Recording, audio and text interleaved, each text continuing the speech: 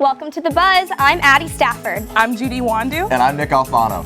Nickelodeon star Megan Lee will be joining us in studio for a live performance. I'll be breaking down last night's presidential debate. And we'll be discussing politics, entertainment, and Trump TV on Pillow Talk.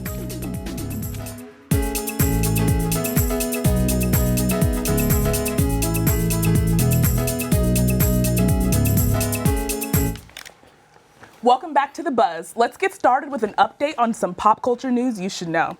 Lady Gaga's new album, Joanne, comes out tomorrow, but some little monsters were able to get an early listen. Fans in Belgium posted photos of the album sale on stores and social media, and the album was reportedly leaked online. Fans are freaking out. The album is first to be released by Gaga in 3 years and is a tribute to her father's sister, who died at 19 from lupus. Not all of the feedback surrounding Gaga's first album, her fifth album, has been positive. In an interview with Rolling Stone earlier this month, the Chainsmokers' Alex Paul commented on Gaga's lead Joanne single, Perfect Illusion, saying, "It sucks." Gaga fired back this week, though, tweeting the duo directly with a quote, "Maybe you guys will like this one better," with a link to her new song, Ayo. Not everyone's gonna like your songs, though. I mean, that's just something you have to accept as a singer. Absolutely. The one thing I can say about Lady Gaga is I think she's definitely transformed as a music artist. You know, 10 years or so ago, you see her as an edgy pop star, trendy, just kind of trying to grow her image and grow herself. But now a lot of her music is being inspired by social events that's just going on in the world and personal events as well. Yeah, and I think it's a really nice transition into a less dramatic, super pop, art pop kind of feel, and a little bit more old school rock and roll country. It's a pretty good look, and I'm excited to see what she does I'm excited to in the listen Super to Bowl. it. Yeah. Nintendo gave us a first look at its new Switch console in a teaser trailer released today. The Nintendo Switch will be a hybrid handheld portable device that doubles up as a home gaming console. Here's a preview of what to expect.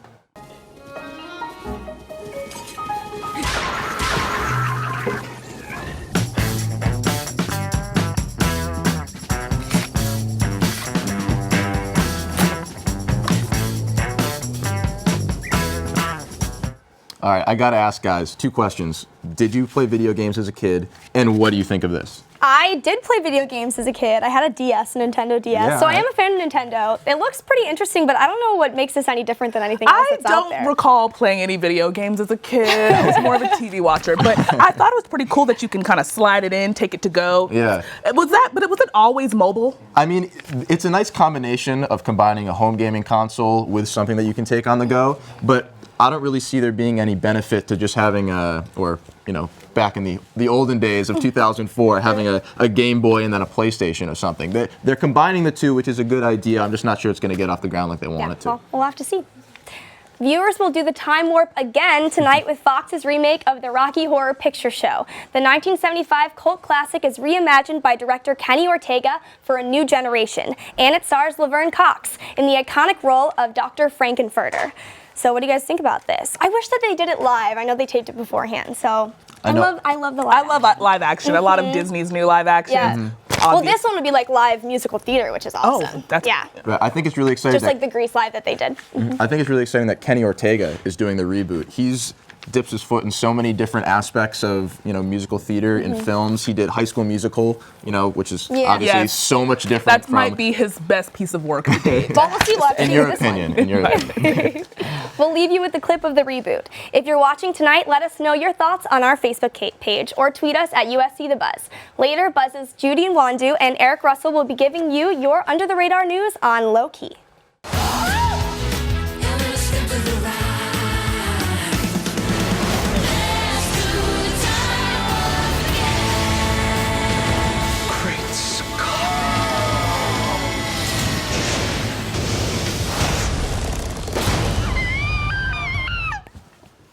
Welcome to Low Key, where we live to give you tea. I'm your host, Eric Russell. And I'm Judy Wandu. So what are we talking about, Judy? Oh, we got some Tyga issues all over again. So Kylie Jenner and Tyga, he's the one of one or Controller 2.0 rapper. He's pretty much known for splurging on his boo thing Kylie from time to time. Got the Rolex watches, the Ferraris, giving us couples goals, but is he able to really keep up with the Kardashians? At all. At all. He actually owes $200,000 to celebrity jeweler Jason of Beverly Hills for a chain and a watch that he never paid for. That's so tacky. Super tacky, but guess God. what? He's not paying his rent either. He actually owes almost $500,000 to So where's he planning on sleeping? Are the Kardashians housing him? Well, you know, Kylie's got her new houses, so I'm assuming maybe he's gonna crash at her place. Well, he better hope she doesn't go away to college because he's gonna be evicted. It's gonna be over. He's gonna be evicted for sure. He's actually, well, he's been dragged in and out of court now, and he was actually questioned about where he gets the money to pay for his boo and all her gifts, and he immediately got sick and was unable to answer the question. So now he's just all of a sudden sick. He's all of a sudden sick And can't make it to court. Is that what you expect me to believe? No. Like he needs to get his life together. That's what I need to hear. You need to get your life, Tiger. Like, what are you doing? Oh my God. But in more positive news, Lifetime finally got their life together. They finally released a movie that is not cringeworthy. Thank you, Jesus. Thank you, Jesus. Yes, that Aaliyah biopic was disrespectful, but it was so disrespectful. We won't even talk about it. Positive gonna... vibes. Okay, so Michelle decided to have a biopic come out called Surviving Compton, Dre, Suge, and Michelle. Let's take a quick look at the film. So I'm guessing that makes me NWA now? You'll be Ruthless Records' first female artist. We gonna fly. We gonna make it straight out of Compton. I gave you this track a week ago. Where is it? Can't work like this, Dre. You sing it like you feel it. I'ma kick your ass. Oh my God, that movie was so good. The film reportedly received 2.5 million views on its Saturday release. I watched it Tuesday. You were at my house before I watched it. Yeah, we watched it and we couldn't stop. It was a pretty good one. But a lot of fans are actually really coming at Dre right now. They're pissed off with Dr. Dre. Because you know what it is? And Straight Outta Compton, Michelle wasn't featured at all. So now she's able to tell her side of the story. And Straight Outta Compton, you couldn't imagine that Dr. Dre was the way he was depicted in this biopic. So now people are seeing him abusing her and heavy drinking and all this stuff. And people are like, Dre, what is this? Is this what you are? Yeah. So he's gotten a lot of backlash. People are asking for refunds on their beats because that's his headphone. People are asking for refunds on their beats. People are saying that you're talking about police brutality, but you're kicking your wife's ribs in. It's like, people are really pissed off that he did this. And I'm glad Michelle had this platform because she's been out since the 90s and she's a huge part of NWA. So and can we note that the cast almost looks identical to Straight Outta Compton? So that was some really good, that was great casting. That was great casting. And they were all unknown actors and actresses, so that was great. I lived.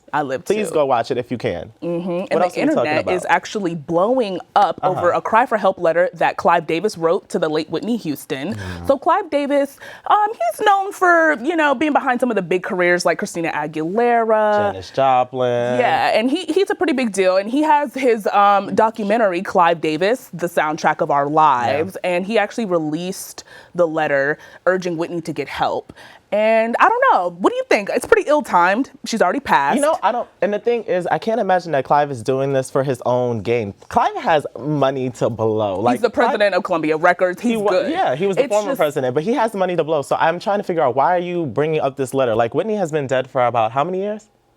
For 4, 5? It's been some years. So why are you bringing this up? Is this your way of promoting your documentary? If so, I'm not supporting it because that's so tasteless. That is so tasteless. Fans everywhere, like we don't appreciate this at all. The stories that are covering it, they show the picture of Whitney doing the Michael Jackson tribute, and she looks sickly. It's like disgusting. Like, why bring that up now? That's something that we already know that Whitney had struggled from her drug addiction in the past. We're only a year removed from her daughter's death. Are we serious? Yeah. Like, we have to have some type of taste somewhere. Like, So the letter, let's see what the letter says. The letter says, "Dearest Whitney, when I saw you Friday night at the Michael Jackson concert, I gasped. When I got home, I cried. I joined your mother in pleading with you to face up to the truth, now, right now. And there is no more time or postponement. You need help, and it must begin now. I will stand by you with love and caring to see you through to newfound peace and happiness. In every way, as a woman, as a mother, as a role model to inspire the rest of the world." Honestly, Clive, you are I don't even know. It's out of pocket. It's just bad timing. It's such bad timing. It's just, there's no need to there's no reason for it. If you wanted to do something about your I'm pretty sure you're Clive Davis. You have worked with some of the biggest names in music. If you have dirt to dish, we are going to listen to it. But this was not the way to get promotion. It's just tacky. And for an older man, you should know better. You've been on the earth long enough. Well, that's all for this week. And if there are any more catfights or social media spats that we missed, message us on the Buzz Facebook page, and we'll let you know what else is brewing. Catch you next week on Low Key. Welcome to Trending Trailers. Today I'll be telling you about all the hottest new trailers that people are buzzing about. So let's get started. Just this week, the Assassin's Creed trailer was released. Based on the video game series, the film is about a criminal who's been recruited into a band of dangerous warriors, which allow him to tap into the memories of his ancient relatives and help fight in the Spanish Inquisition. Take a look. Wait a minute! Welcome to the Spanish Inquisition. This is my world.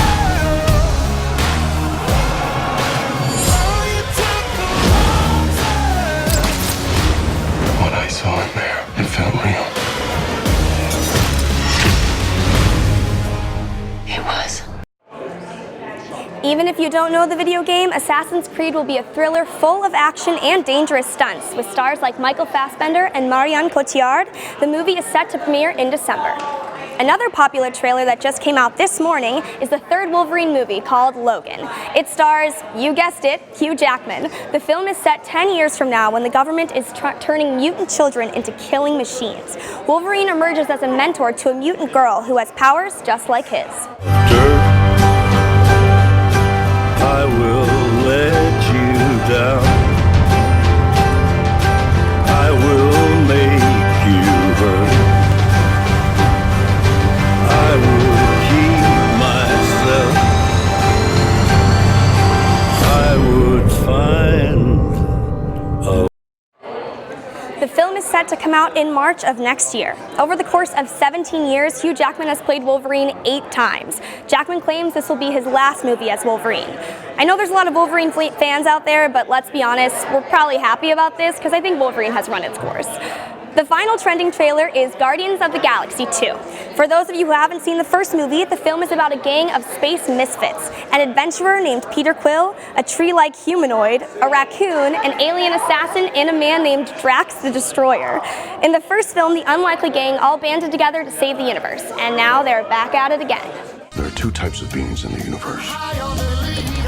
Those who dance and those who do not. I get it, yes. I'm a dancer, Gamora is not. You just need to find a woman who is pathetic. Like you. Thanks, buddy. Do you need a hug? No, I do not. Chris Pratt and Zoe Saldana star in the film. This time, however, the gang has a new mission, to find Peter Quill's real father. The film will be released in May of next year. Because of the success of the first film, critics expect the second to be another Marvel hit. So, which upcoming movie are you most excited for? Let us know in the comments below. That's all we have for Trending Trailers. Let's see what's going on over with Charlay Moore and our special guest for today. Hi, thank you. My name is Charlay, and I'm joined with singer and songwriter and star of Nickelodeon's Make It Pop, Megan Lee. Megan has a new single, Stronger, that she is going to perform later. But before we sit and chat, here's a look at Megan's career. I have all the qualities of a reality star. I'm beautiful, social media savvy, and totally self-involved. No, we don't need to hear you talk the talk. We got it, bring it on, we walk the walk. We make it pop, we independent chicas, yeah. Megan, you look good. That was great energy. Thank you. So you started at the age of 10 professionally. Tell me, when did you actually know you wanted to act and sing? You know, there wasn't really a particular moment where I just thought, I want to be an actor, I want to be a singer. Just entertaining was just my passion ever since I could remember, really. And I just sung and danced around the house and at church. And I just knew that that's the one thing that really made me happy. And it made me happy to make other people happy. And I knew that's what I wanted to do for the rest of my life. Well, I'm sure people are going to be happy to hear your performance Stronger later. Thank you so much. Tell me, what inspired you about that song? Stronger. I wrote the song early last year. Not early last year, actually, like mid last year, more so. And I was going through a really tough time. And I was away from home, and I Skyped my mom one day, just telling her about my day and stuff. And she was consoling me, and she was giving me lots of advice. And she was telling me, you know what? No matter what negativity that comes your way, you just gotta stay strong and believe that you are stronger than anything else. And so I kind of just, took that and after I ended the call with my mom, I just kind of sat down on my bed and played the guitar and just started writing the song, and hopefully to inspire other people with my music. Yes, Yeah. and you spoke of your mom, and your mom is in the studio. She so is. You can see the support is there. Yes. Tell me, what made you put your videos on YouTube and got you started through YouTube? Right. I uploaded my first YouTube video when I was 13, and yeah, like many YouTubers, I started as just a viewer. I was watching Ryan Higa, aka Nick Higa, David Choi, AJ Raphael, many YouTubers, and just kind of like got really inspired to post my own content and get myself out there, because I realized as I was watching YouTube videos that it was such a great platform to just kind of get yourself out there and spread your music through everyone around the world. And yeah, it just kind of started off as a hobby, but then as more people were watching my videos, it kind of became also a responsibility. But it's just such a great place, and YouTube is always a huge part of me. Yes, I watch YouTube almost every day. Yeah. And you spoke of the responsibility that you have. So Yeah. how do you feel about your representation as an Asian American in the industry? For sure. It definitely is a responsibility as an entertainer in general, because people look up to you, especially the younger generation. And as an Asian American, it's a huge responsibility. At the same time, it's a huge honor, because I'm part of that movement to bring more diversity into Hollywood, and I hope that I can inspire the younger generation, whether they're Asian American or not, whatever, regardless of race, gender, religion, that you can just follow your dreams and believe that nothing can stop your way. I think that is great inspiration words. Thank you. So the last question I'm excited to hear you perform in live studio. But what is your overall message that you would like to convey through your music and acting? My overall message, I really strongly believe in just spreading positive messages, especially through my music. I like to give hope and strength, and just make people happy.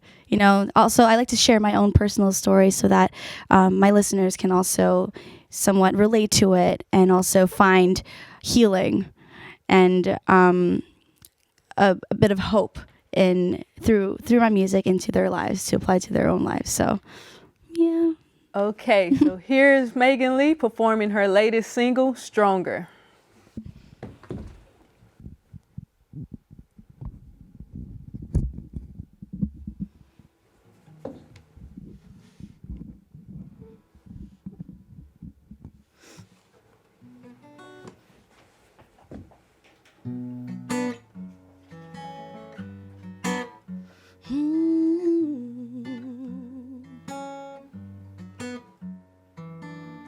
Tired of lies, I am tired of excuses. Not gonna play your games anymore. I'm sick of being pushed around. I think I've had enough. Now it's time to patch my open wounds. I'm gonna stand up high, and I will no longer deny the power that I've had within me all this time. Yes, I will stand up high, and I wanna see you try to bring me down, but I'm not gonna let you, 'cause I'm stronger than you. You laugh in my face, I ask why you're laughing. Your cynical ways seem to have no reason. You think I'm just giving up your attitude. Your words aren't worthy of my tears anymore. Yes, I will stand up high, and I will no longer deny the power that I've had within me all this time. Yes, I will stand up high, and I wanna see you try to bring me down, but I'm not gonna let you, 'cause I'm strong.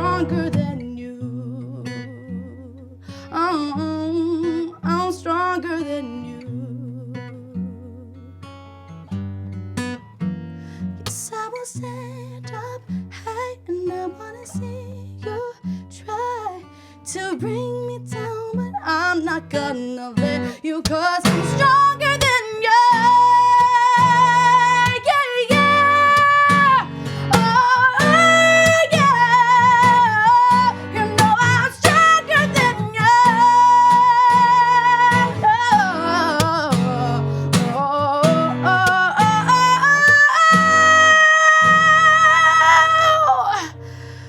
You know I'm stronger than you.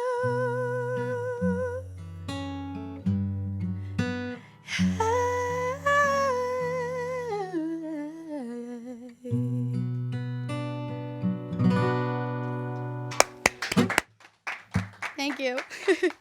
Everybody, that was Megan Lee. And again, catch her on YouTube and Nickelodeon. Thank you so much, Megan, for coming and performing live. Thank you. We will have Nick Alfano will be breaking down last night's debate for us next on the run-up.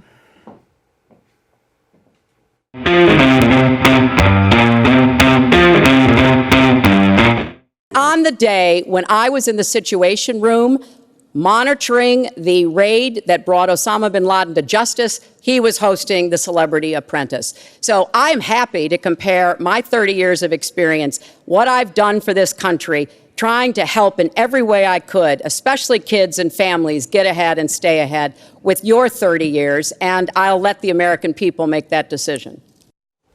Welcome to the run-up here on The Buzz. My name is Nick Alfano, and I'm trying to figure out what to make of the debate last night, just like everyone else. With the election just 19 days away, last night's debate at UNLV was pivotal for both Hillary Clinton and Donald Trump, as it is the last debate of the campaign and the last time they will be on stage together. You know, every week I have a conversation with the wonderful producer of The Buzz, Eli Goodstein, about what topic I'm going to cover on this segment. I tend to push more straight politics stories, while Eli likes to mold politics with entertainment. The fact is, they are one and the same in this election cycle, and last night's debate was all the proof America needed. One of my first acts will be to get all of the drug lords, all of the bad ones. We have some bad people in this country that have to go out. We're going to get them out. We're going to secure the border. And once the border is secured, at a later date, we'll make a determination as to the rest. But we have some bad hombres here, and we're going to get them out. Really? I mean, bad hombres? That's the best diction a presidential candidate of a major party can use? I mean, come on, that's ridiculous. It is embarrassing that we have gotten to a point where American citizens tune into presidential debates purely for the entertainment value and the expectation that candidates drop one-liners instead of wanting to know more about the issues. The government, unfortunately or fortunately, depending on your views, has a supreme authority in America to institute laws. The government is a serious matter, and this election makes the federal branch look more like a Jerry Springer show than an authority figure.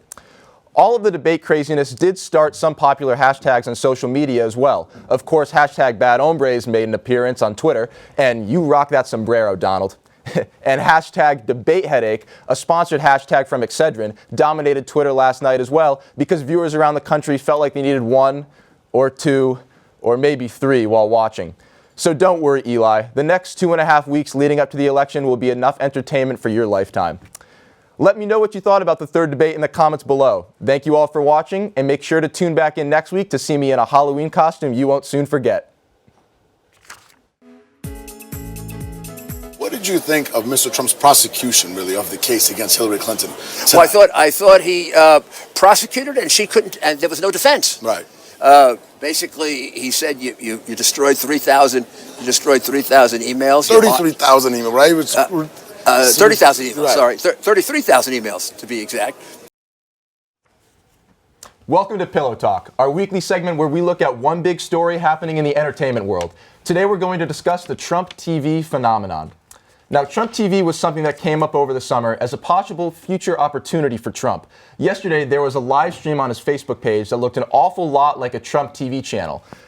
Trump having his own media empire. Is that not scary to you guys? See, my question is, was this a plan from the beginning of this whole of him running for president, or is this just something that just came up now that he's figuring that he most likely will lose because of the polls? Yeah. What do you think? I think it's pretty interesting. He's already kind of preparing for defeat because he can't have this Trump TV and be president at the same time. So it looks like he's preparing his defeat. And one of the big things that he's honing in on with this Trump TV is that it's unbiased media, because he claims that the media is kind of rigged the election for Hillary or is super biased towards Hillary, and he has this disadvantage. So his TV is going to be kind of raw and unbiased. I'm like, yeah.